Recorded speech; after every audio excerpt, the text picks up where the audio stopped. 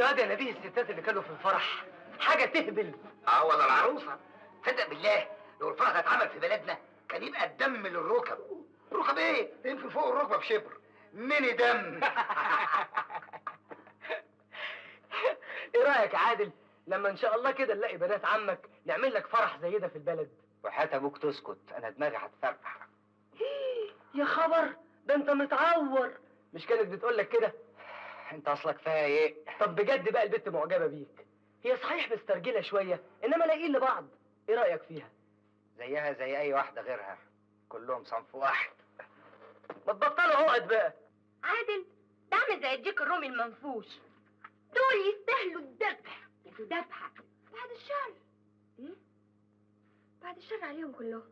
ما فضلش غير الراجل ابو مخ حجري ده، بس ده لو عرف هيقلبها دندره.